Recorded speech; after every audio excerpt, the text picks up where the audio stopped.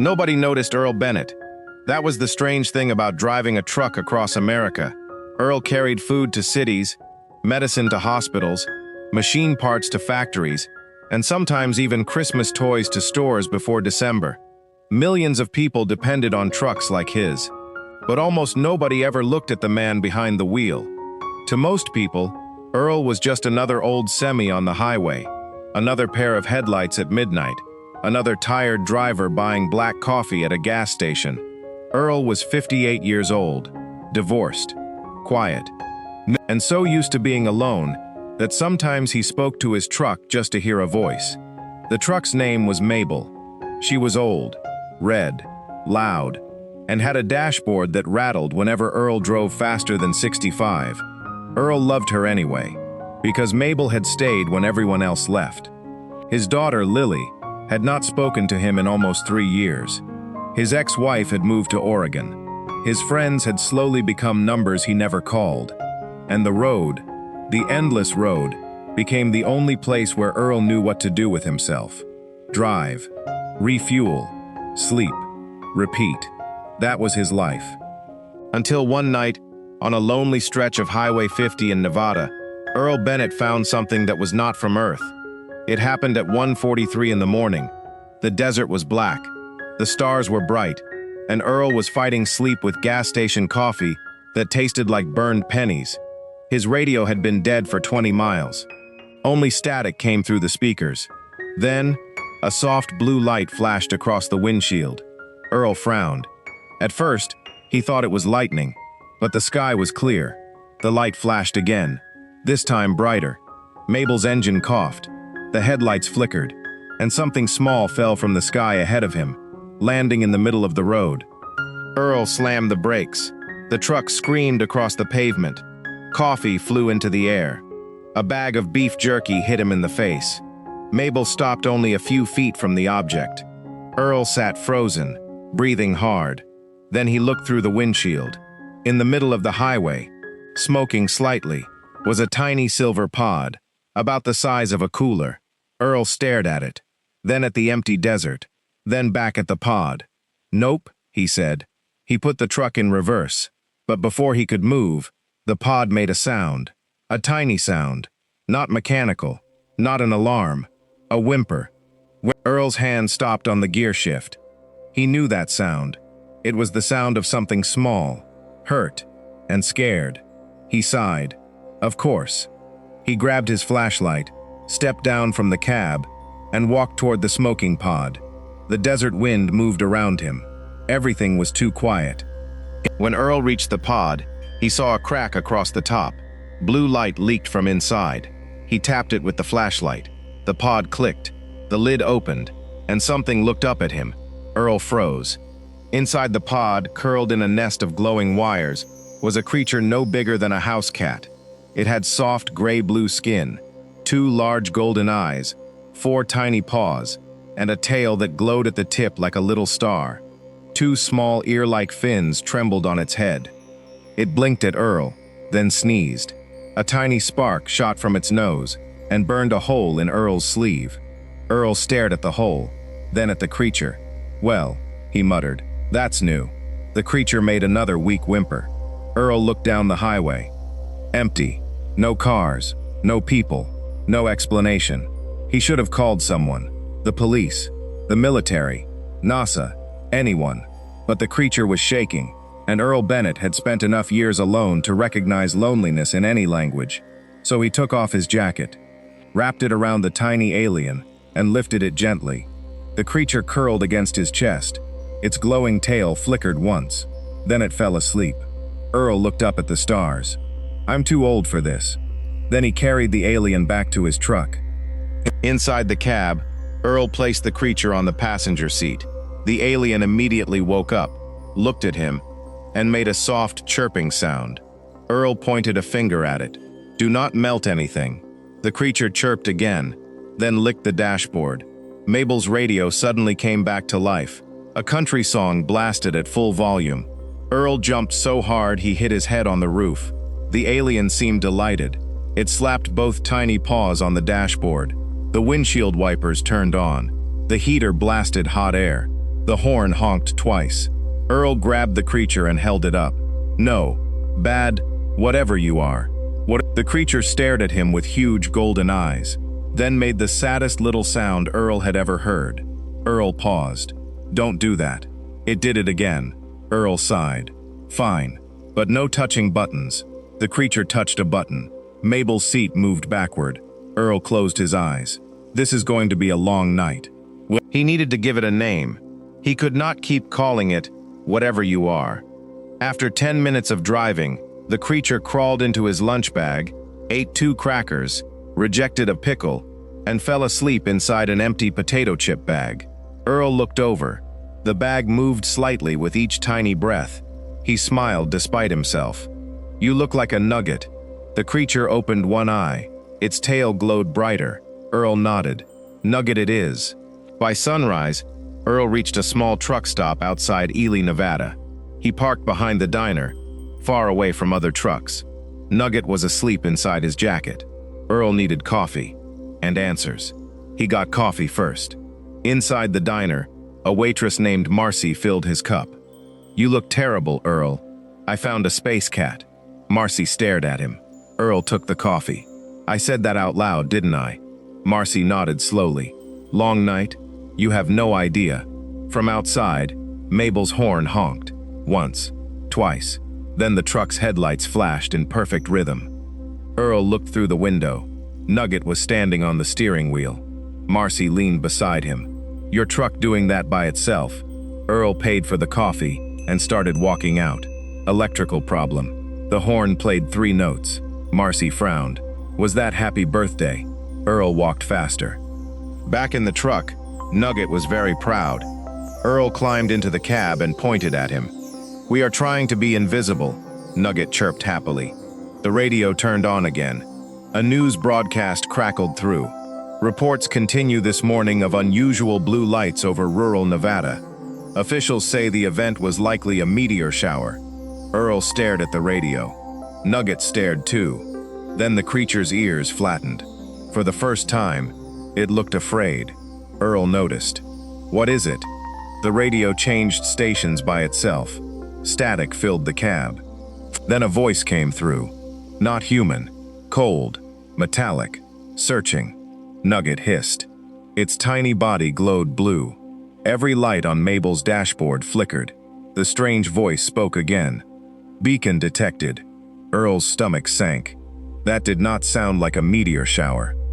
He shut off the radio. Nugget crawled into his lap, trembling. Earl looked at the road ahead, then at the little alien. "Someone's looking for you, aren't they?" Nugget made a quiet sound. Earl put both hands on the wheel. "Well, they're going to have to catch Mabel first." The next 2 days were the strangest of Earl Bennett's life. He tried to keep driving his route. He tried to deliver his cargo. He tried to act normal. But normal becomes difficult when a tiny alien pet is living in your truck. Nugget learned quickly. Too quickly. It learned how to open the glove box. It learned how to steal French fries. It learned that stepping on the brake pedal made Earl shout very interesting words. It also learned how to imitate Earl's voice. The first time it happened, Earl was fueling the truck. A young man at the next pump said, "Nice dog." Before Earl could answer, Nugget poked its head out the window and said in Earl's exact voice, "Mind your business." The man dropped his drink. Earl slowly turned to Nugget. Nugget blinked innocently. Earl whispered, "We are having a serious conversation later." At another stop, Nugget climbed into a vending machine. Nobody knew how. Earl spent 20 minutes trying to get it out, while Nugget happily passed snacks through the slot. A group of truckers gathered around. One man said, "That's the best vending machine I've ever seen." Earl pulled Nugget out by the tail. "We don't live in machines." Nugget made a disappointed chirp. At night, when Earl parked under the stars, Nugget would sit on the dashboard, watching the sky. Its tail glowed softly. Sometimes it hummed, low and gentle. When it hummed, Mabel's engine ran smoother. The tires stopped shaking. The old dashboard lights glowed warm blue. Earl began to sleep better. For the first time in years, the truck did not feel empty.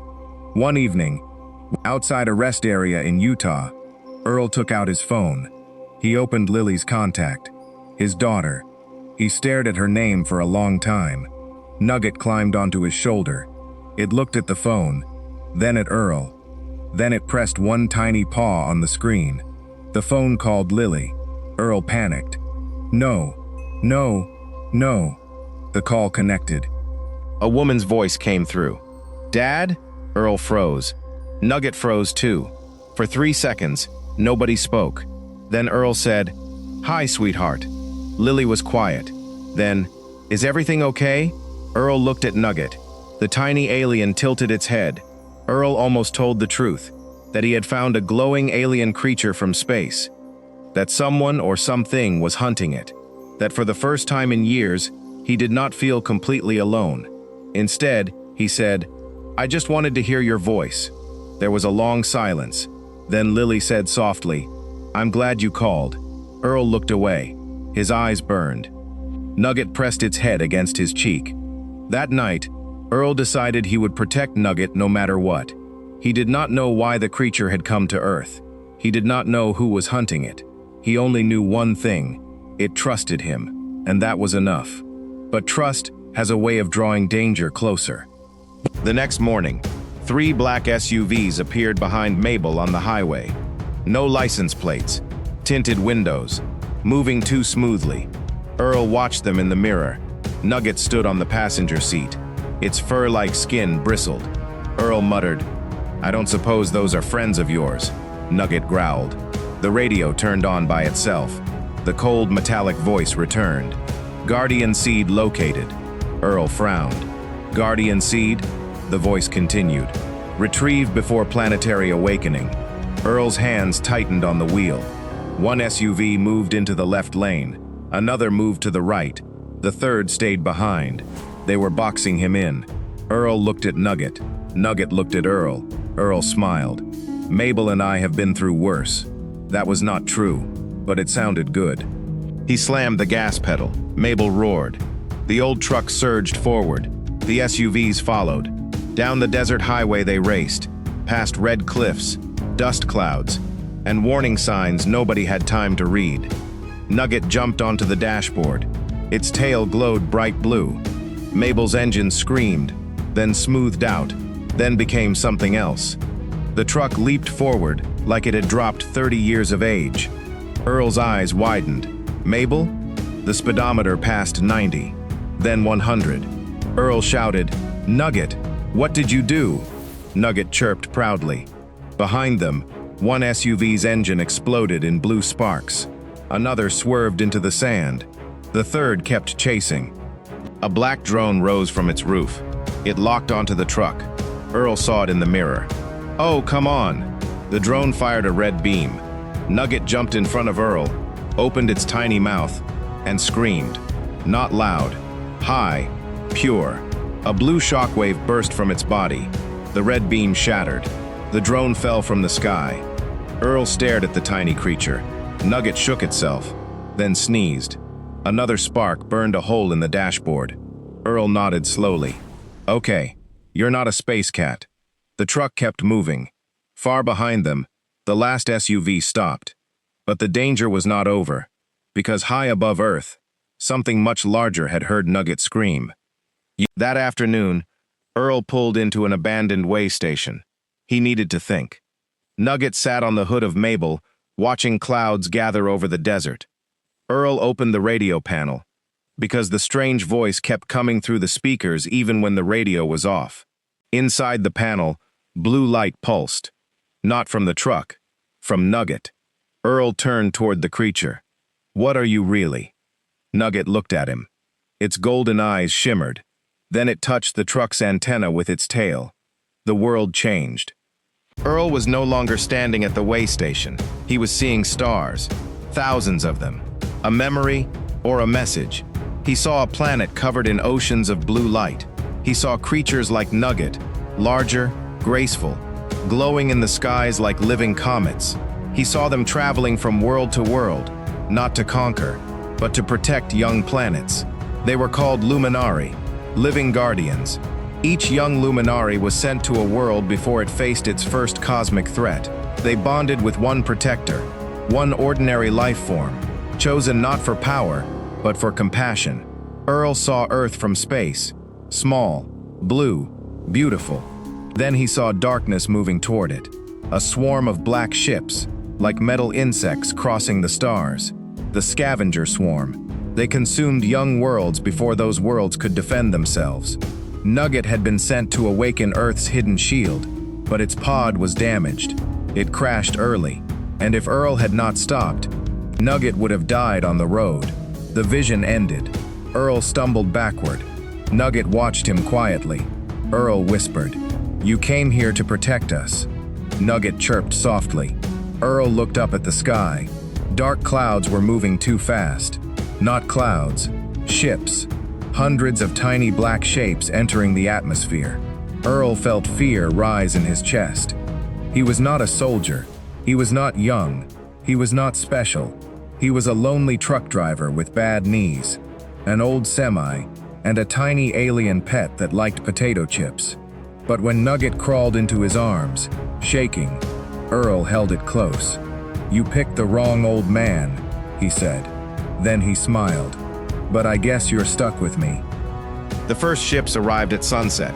They descended silently over the desert, black and sharp, with red lights underneath.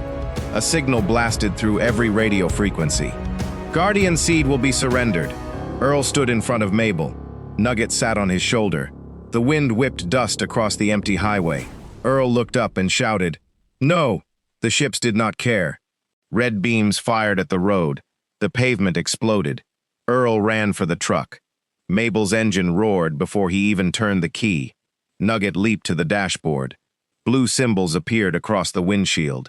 Earl shouted, "I can't read alien!" Nugget chirped. The truck shifted by itself. Mabel launched forward. Behind them, the scavenger ships followed. The chase crossed the desert like a storm. Mabel flew down the highway. Not literally, at least not at first. Then Nugget placed both paws on the dashboard. The truck lifted 6 inches off the road.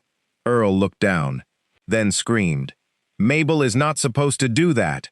Nugget chirped happily. "She is a truck, Nugget, a truck!" A red beam struck the road ahead.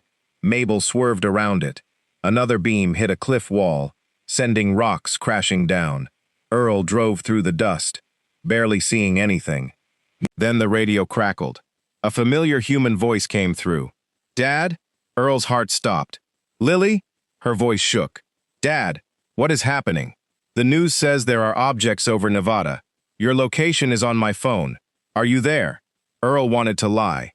He wanted to say he was fine, that she should not worry, that this was all some military test. But the sky above him was filled with alien ships, and Nugget was glowing like a star. So Earl said, "Lily, I need you to listen. I'm okay, but I need to do something very strange." "Dad, what are you talking about?" Earl looked at Nugget, then at the road ahead. "I found something. Something small. Something scared. And I think it came here to save us." Lily was silent. Then she said, "Dad, are you in danger?" Earl's voice softened. "Yes." The word hurt more than he expected, because for the first time in years, he truly wanted to come back, to talk to her again, to make things right, to be more than an old voice she avoided. Lily whispered, "Please don't disappear again." Earl swallowed hard. "I'll try not to." Nugget suddenly stood tall, its golden eyes fixed on the horizon. Ahead, rising from the desert floor, was an old radio tower, abandoned, rusting, but still connected to a buried network of cables beneath the mountains. Nugget's tail pointed toward it. Earl understood. "That's where we need to go?" Nugget chirped. The scavenger ships closed in. Earl gripped the wheel. "All right, Mabel. One last delivery." The truck sped toward the tower. Red beams slammed around them. The windows cracked. The trailer doors tore loose. Mabel shook violently. Earl pushed her harder. The tower grew closer. 1 mile, half a mile, a quarter. Then a scavenger ship dropped directly in front of them. A massive black machine unfolded from its belly, blocking the road. Earl hit the brakes. Mabel skidded sideways. Dust swallowed everything. When it cleared, the machine stood before them, tall as a building, with 4 blade-like arms, and a red eye burning in the center. Nugget growled. Earl stared at it. "Yeah," he whispered. "I don't like it either." The machine spoke through the radio. "Protector life form is obsolete." Earl frowned. "Did that thing just call me old?" Nugget chirped angrily. Earl nodded. "That's what I thought." The machine raised one blade. Earl looked at Nugget, then at Mabel, then at the radio tower behind the monster. He had one idea. It was a terrible idea, which meant it was probably the only one he had. Earl put the truck in reverse. The machine stepped forward. Earl whispered, "Hold on, buddy." Then he slammed the gear shift into drive. Mabel roared. The truck charged straight at the giant alien machine. Nugget's body lit up blue. The red eye fired. Earl screamed. Mabel's front grille glowed. For one impossible second, the old truck became wrapped in blue light. It smashed through the machine's legs, not destroying it, but knocking it off balance. The alien machine crashed into the desert. Earl drove up the hill toward the radio tower. The truck was smoking. The engine was dying. Mabel had given everything she had. At the base of the tower, Earl stopped. Nugget jumped from the cab and ran toward the metal structure. Its tiny paws left glowing blue prints in the dust. Earl climbed out, limping. The sky above was filled with ships. The scavenger swarm was preparing to fire. Nugget climbed onto the radio tower's control box. It placed its paws on the metal. Nothing happened. Nugget tried again. Still nothing. The old tower had no power. Earl looked back at Mabel. The truck's battery was still alive. Barely. He grabbed jumper cables from behind the seat, ran to the tower, connected one end to Mabel, the other to the control box. Sparks flew. The tower lights flickered. Nugget looked at Earl. Earl smiled. Delivery complete. Nugget touched the tower again. This time, the entire structure exploded with blue light. The signal shot upward, straight into the sky. Every radio on Earth crackled. Every satellite turned. Every power line hummed. Blue waves spread across the atmosphere. The scavenger ships fired. But their red beams struck something invisible above the clouds. A shield. Earth's shield. It shimmered once, then became bright enough to turn night into day. The scavenger ships tried to retreat. Too late. Blue lightning wrapped around them. One by one, the black ships lost power. They fell harmlessly into the desert, like burned-out sparks. The massive machine on the road crawled toward the tower. Its red eye flickered. Nugget turned toward it. The tiny alien pet stepped in front of Earl. It opened its mouth and sang. A soft sound. Gentle. Beautiful. The kind of sound Earl imagined stars might make, if they were lonely. The machine stopped. Its red light faded. Then it collapsed. The desert became quiet. For a long moment, Earl heard only the wind. Then the radio crackled. Lily's voice came through. "Dad?" Earl picked up the microphone with shaking hands. "I'm here." She began to cry. Earl closed his eyes. So did he. Nugget climbed into his arms, exhausted, its tail glowing faintly. Earl held it close. "You did good, little guy." Nugget sneezed. A tiny spark burned another hole in Earl's sleeve. Earl laughed. "I really need a new jacket." By morning, the government had blocked every road within 50 miles. News channels called the lights in the sky a rare solar event. Scientists called it unexplained atmospheric plasma. Truckers called it the weirdest night in Nevada history. Earl called it Tuesday. He was taken to a small military tent. A serious woman in a dark suit asked him 17 questions. He answered none of them clearly. Where did you find the creature? Road. What does it want? Snacks. Is it dangerous? Earl looked down at Nugget, who was asleep inside his jacket pocket. Only the glowing tail stuck out. No, Earl said. Not unless you're a vending machine. The woman did not laugh. Earl did not care. 3 days later, he was allowed to leave. Nobody admitted why. Nobody explained anything. They simply returned his keys, his truck, and his strange little passenger. Mabel had been repaired, not by humans. Her engine now hummed quietly with blue energy. The dashboard no longer rattled. The radio worked perfectly, and when Earl opened the passenger door, Nugget was already sitting there, wearing a tiny seatbelt it had somehow made from electrical tape. Earl stared. "Where did you learn that?" Nugget chirped. The truck horn beeped proudly. Earl shook his head. "I'm surrounded." He climbed into the cab. Before he started the engine, his phone rang. Lily. Earl answered quickly. "Hey, are you really okay?" she asked. Earl looked at Nugget, then out at the long road ahead. "I think so." There was a pause. Then Lily said, "Can I ride with you sometime?" Earl's throat tightened. He had waited years to hear something like that. "Anytime," he said. "Anytime you want." Nugget climbed onto his shoulder, looked at the phone, and in Earl's exact voice said, "Bring snacks." Lily went silent. Earl slowly turned his head. Nugget blinked innocently. Then Lily burst out laughing. Earl laughed too. Really laughed. For the first time in years. Weeks passed. Earl kept driving, but he was not alone anymore. Nugget became part of the road. It slept in Earl's jacket. It stole fries at truck stops. It fixed Mabel when she complained. It growled at suspicious black SUVs. And every night, when Earl parked beneath the stars, Nugget would sit on the dashboard, tail glowing softly, watching the sky. Sometimes Earl would watch with him, because now he knew the truth. The universe was bigger than he had ever imagined, darker in some places, more dangerous, but also kinder, because somewhere among all those stars, a tiny alien had fallen to Earth and chosen a lonely truck driver as its protector. Or maybe, Earl thought, it had been the other way around. 1 month later, at a truck stop in Arizona, another driver leaned against Earl's door and looked at Nugget. "What kind of pet is that?" Earl glanced at Nugget. Nugget glanced back. Then Earl said, "Rescue." The driver nodded. "Looks expensive." Earl smiled. "You have no idea," Nugget chirped. Mabel's horn played 3 cheerful notes. The driver stepped back. Earl started the engine. The road opened ahead of them, long, empty, familiar, but no longer lonely. As Mabel rolled onto the highway, a faint blue shimmer crossed the sky above Earth.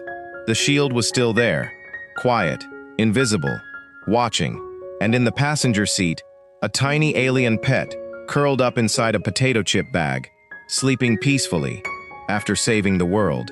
Earl looked over at Nugget, then at the stars, and smiled. "Next time," he said, "we are getting a normal dog." Nugget opened one golden eye. The radio turned on by itself. A metallic voice from deep space whispered, "Second swarm approaching." Earl stared at the radio, then at Nugget, then at the road. He sighed. Of course. Mabel's engine glowed blue.